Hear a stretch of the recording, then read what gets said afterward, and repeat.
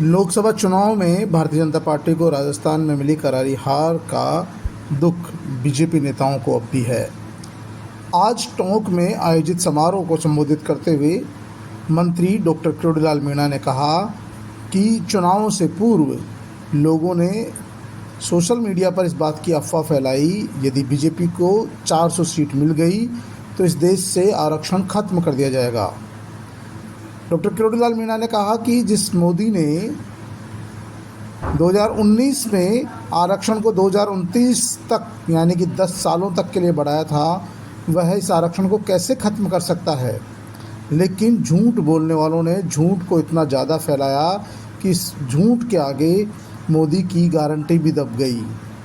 और टोंक सवाई माधोपुर से भी सांसद कांग्रेस पार्टी का जीत गया।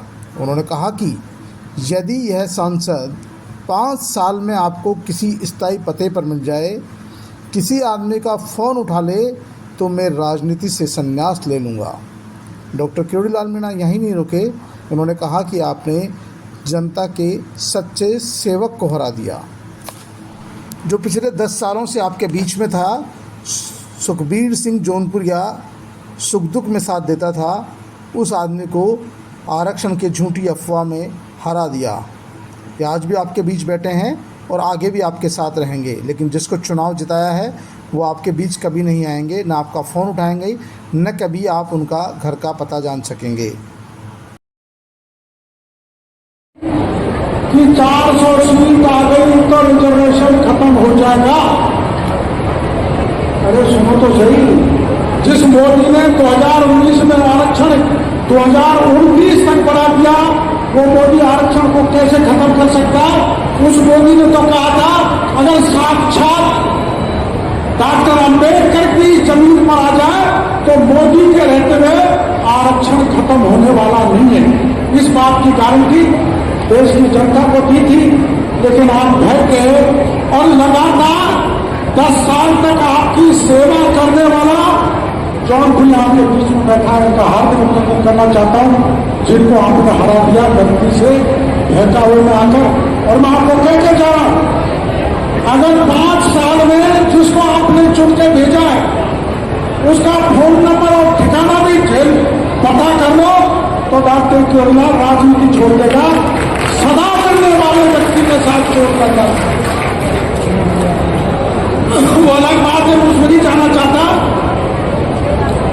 लेकिन चंपा। किरोड़ीलाल मीणा का दुख जायज़ है और वो कह रहे हैं कि 400 सीट आ गई तो आरक्षण खत्म हो जाएगा।